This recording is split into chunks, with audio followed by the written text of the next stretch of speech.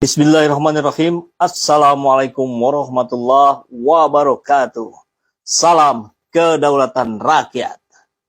Ya, kita akan membahas tentang di mana positioning kedaulatan rakyat kita hari ini di negeri ini. Dan kita lihat ada kabar berita yang bagi saya sih cukup mengerikan ini. Sangat mengerikan, boleh dikatakan begitu. Kita lihat judulnya dari Suara Nasional tanggal 18.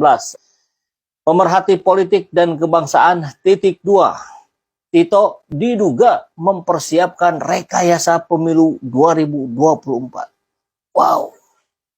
Ini kalau kita mendengar Tito Karnavian, dan kemarin juga sempat ramai di berbagai media, terutama di media sosial, banyak yang mengaitkan dengan Verdi Sambo. Wallahualam, kita tidak tahu persis hubungannya seperti apa. Diduga kan berarti belum menjadi simpulan. Tapi sebagai sebuah bentuk antisipasi kita, karena kita melihat dengan kepala dan mata kita sendiri di pemilu-pemilu sebelumnya, itu terjadi banyak pelanggaran. Bahkan ada yang sampai pada ranah hukum juga tidak di follow up sebagaimana mestinya. Minimal itu yang tergambar dari kami-kami rakyat jelata. Nah sekarang kan kita ingin pemilu itu menjadi jauh lebih baik. Jauh lebih jujur dan adil. Dan dulu sering kita dengar itu jurdil. Jujur dan adil. Nah tentu itu membutuhkan persiapan yang sangat-sangat matang. Dan terutama goodwill dari pemerintah. Ada keinginan baik dari pemerintah untuk membuat pemilu ke depan bukan sebagai ajang untuk meraup kekuasaan semata, tapi untuk mendapatkan pemimpin yang betul-betul jujur, adil, amanah, mengedepankan kepentingan rakyat. Kan di situ titik tolaknya, di situ intinya. Gitu. Nah, kita juga akan mencoba untuk mendiskusikan ini bersama sahabat semua ya. Surat edaran SE nomor 821/5292/SJ, Z ya, bukan Z. Z itu Saiful Zaman.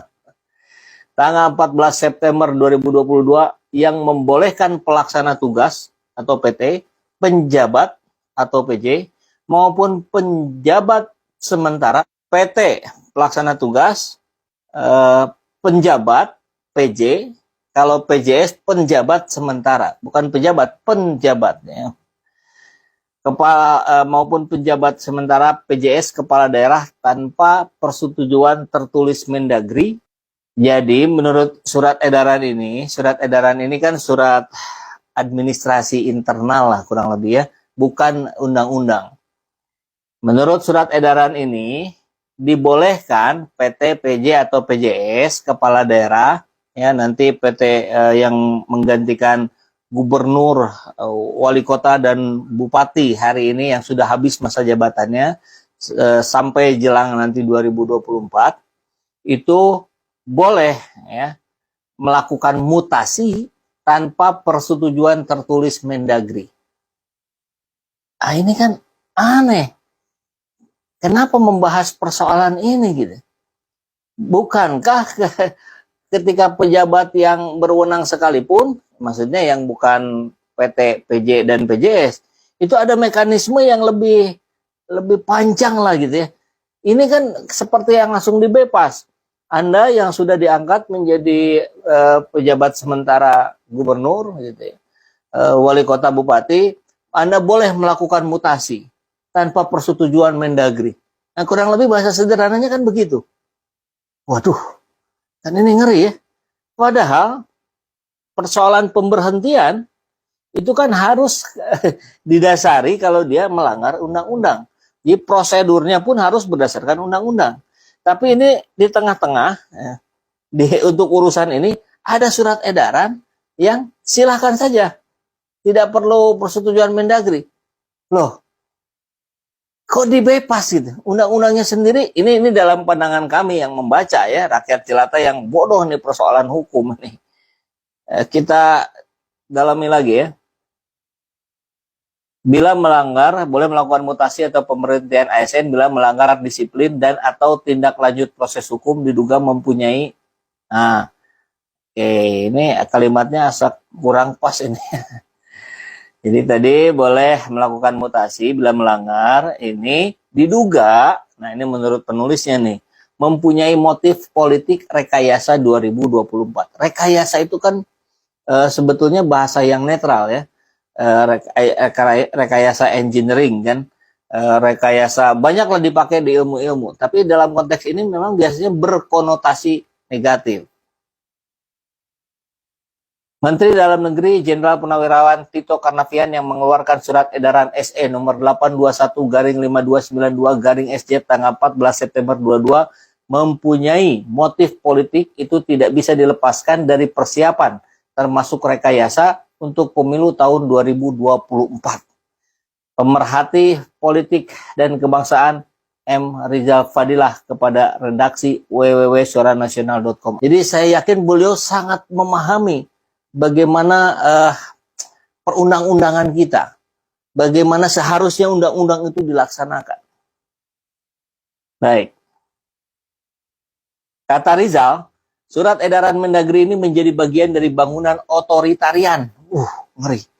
Otoritarian kan satu tangan saja kekuasaan sekelompok atau negara itu di tangan satu orang. Kan ngeri ya. Karena pertama, kewenangan besar PT, PJ, dan PJS adalah pemberian otoritas berlebihan bagi mereka yang hanya berstatus sebagai pejabat sementara. Berbekal surat edaran kepala daerah sementara dapat berbuat sewenang-wenang. Untuk kepala daerah definitif saja masih ada pembatasan kewenangan dan pengawasan kuat dari Mendagri. Jadi dalam pandangan seorang Rizal Fadilah, ini sudah offside gitu. Sudah melebihi kewenangan yang seharusnya. Kepala daerah yang dipilih saja oleh rakyat secara langsung, dia punya kewenangan yang terbatas dan dapat pengawasan kuat dari Mendagri. Lah yang ini, yang sementara itu kan nggak dipilih rakyat. Kita tidak menginginkan orang itu menjadi misalkan pejabat sementara gubernur Jakarta. Karena orang warga Jakarta tidak memilihnya. Karena itu walaupun ada yang mengusulkan dari partai dan segala macam, tapi tentu kewenangan akhirnya kan ada di presiden sebetulnya ya, kalau tidak salah yang menentukan namanya. Tapi dari Mendagri yang mendorong nama-nama itu. Artinya di sini sangat mungkin gitu terjadi sesuatu sesuatu di belakang layar. Kenapa? Ya itu kan masih orang-orangnya gitu. Masih kepercayaannya Pak Mendagri, bukan pilihan rakyat. Lawang pilihan rakyat saja masih dikasih pembatasan kewenangan gitu.